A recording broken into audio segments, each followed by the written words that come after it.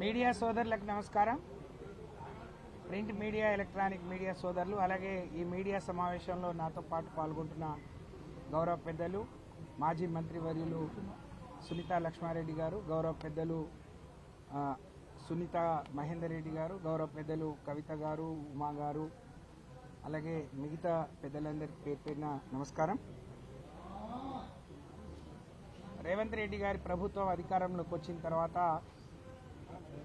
ఇచ్చిన హామీలు నెరవేర్చడంలో కానీ, లేకపోతే పరిపాలన మీద కానీ దృష్టి పెట్టకుండా ప్రతిపక్షాలను ఏ విధంగా ఇబ్బంది పెట్టాలి, లేకపోతే మరి ప్రతిపక్షాల గొంతు నొక్కే ప్రయత్నం చేయాలి, లేకపోతే అక్రమంగా ఏ విధంగా కేసులు పెట్టాలి అనే విషయంలోనే ఎక్కువ శ్రద్ధ చూపిస్తున్నట్టుగా కనిపిస్తూ ఉంది. ఎవరు మాట్లాడితే వాళ్ళ మీద కేసులు.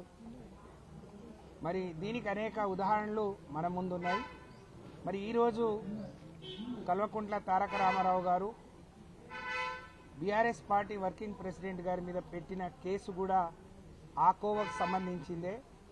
ఎప్పుడో 92లో హైదరాబాద్లో ఈ రేస్ మరి నిర్వహించాలని చెప్పి, ఈ కార్ రేస్ నిర్వహించాలని చెప్పి ఆ రోజున ముఖ్యమంత్రి చంద్రబాబు నాయుడు గారు ప్రయత్నం చేస్తే, ఆ రోజు నుంచి ఈ రోజు వరకు కూడా హైదరాబాద్ కానీ భారతదేశాన్ని కానీ ఎవరు తీసుకురాలేకపోయారు.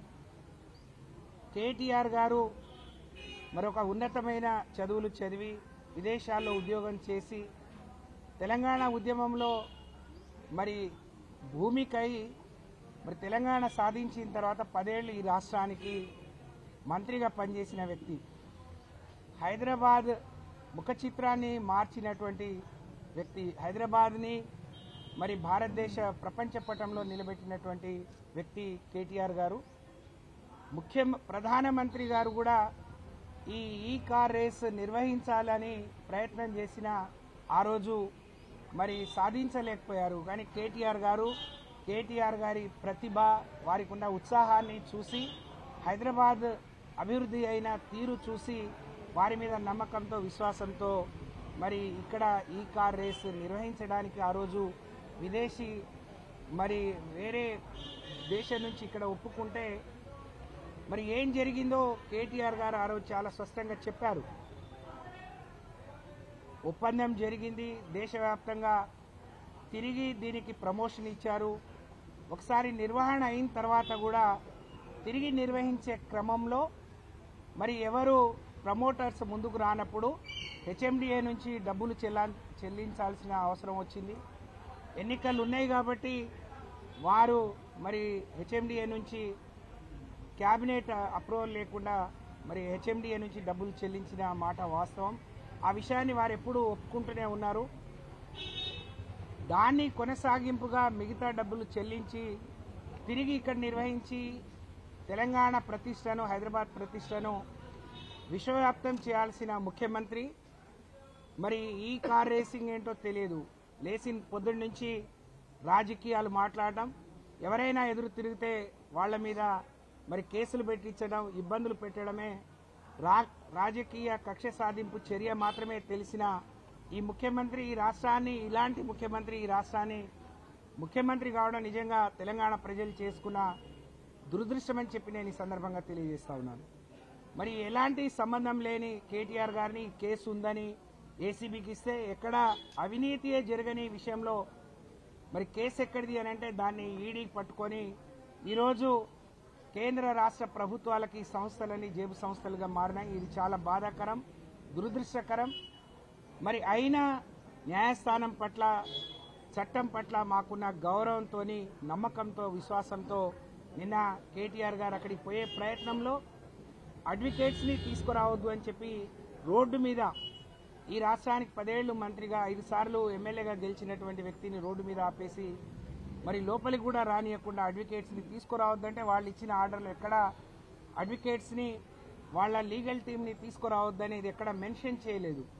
కానీ కావాలని ఒక పౌరుడిగా ఆయనకున్న ప్రాథమిక హక్కు అది. కానీ దాన్ని కూడా కాదని చెప్పి వెనక్కి పంపించిన తీరు, వెంటనే ఈరోజు జడ్జిమెంట్ అది కూడా కొట్టేసిన తీరు చూస్తూ ఉన్నాం. తప్పకుండా న్యాయస్థానం పట్ల మరి కోట్ల పట్ల మాకు విశ్వాసం నమ్మకం ఉంది. తప్పకుండా కొట్లాడతాం. కానీ రాజకీయంగా బీఆర్ఎస్ పార్టీని ఎదుర్కోలేక కేసీఆర్ గారు సంవత్సరం కాలంగా ఎక్కడ చిన్న విమర్శ చేయకుండా మరి కేటీఆర్ గారు, హరీష్ రావు గారు కానీ పార్టీలో ఉండే నాయకులు మరి కాంగ్రెస్ పార్టీ ఇచ్చిన హామీల మీద పోరాటం చేస్తుంటే అవి ప్రజలకు అందే విధంగా మీరు ప్రజల్ని మోసం చేయొద్దు, ప్రజలకు అనేక హామీలు ఇచ్చి ఎన్నికల ముందు అందరికీ అన్ని ఇస్తామని చెప్పి ఎన్నికల తర్వాత కొందరికే కొన్ని ఇస్తామని కోతలు పెడుతున్నారు.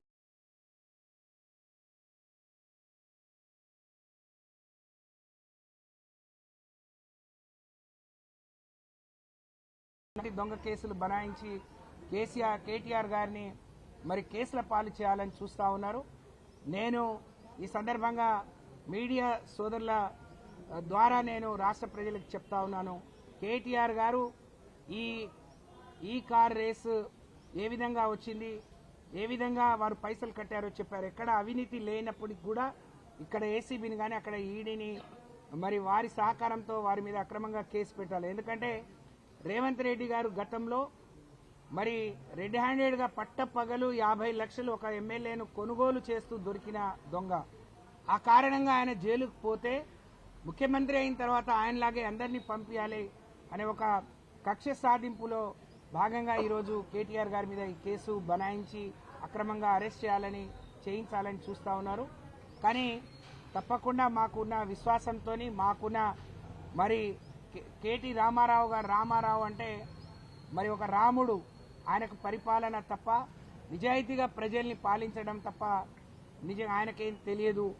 మరి అలాంటి నాయకుడిని ఈరోజు కేసుల పాలు చేస్తే జరగబోయే పరిణామాలకు రాబోయే రోజుల్లో కాంగ్రెస్ పార్టీ రేవంత్ రెడ్డి గారు భారీ మూల్యం చెల్లించాల్సి వస్తుందని చెప్పి నేను ఈ సందర్భంగా తెలియజేస్తాను. ఇవాళ కూడా అసెంబ్లీ అవుతున్నప్పుడు కేసు బయటకు వస్తే ఆ రోజు మరి ఆ క్యాబినెట్లో ఉన్న మంత్రి ఇందులో అవినీతి ఎక్కడ జరగలేదు, కాకపోతే కొన్ని ల్యాప్సెస్ ఉన్నాయి మరి అని చెప్పిన తర్వాత కూడా ఆయనను కావాలని ఎవరైతే ఒరిజినల్గా కాంగ్రెస్ పార్టీలో మొదటి నుంచి కాంగ్రెస్ పార్టీని నమ్ముకొని ఉన్నారో వాళ్ళందరికీ తెలుసు ఇది అన్యాయంగా పెట్టిస్తున్న కేసు, అక్రమంగా పెట్టిస్తున్న కేసు.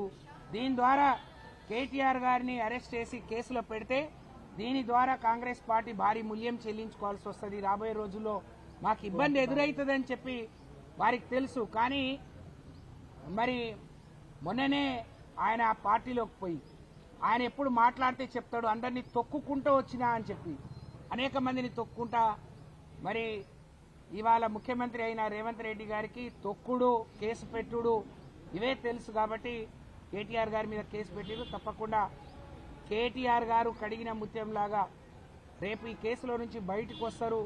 మాకు ఆ నమ్మకం, న్యాయస్థానం పట్ల, కోర్టుల పట్ల మాకు ఆ విశ్వాసం ఉంది. కానీ జరిగే పరిణామాలకు రాబోయే రోజుల్లో దీనికి భారీ మూల్యం కాంగ్రెస్ పార్టీ రేవంత్ రెడ్డి చెల్లించుకోవాల్సి వస్తుందనే విషయాన్ని గుర్తుపెట్టుకొని ముందుకు సాగాలని చెప్పి నేను తెలియజేస్తా ఉన్నాను.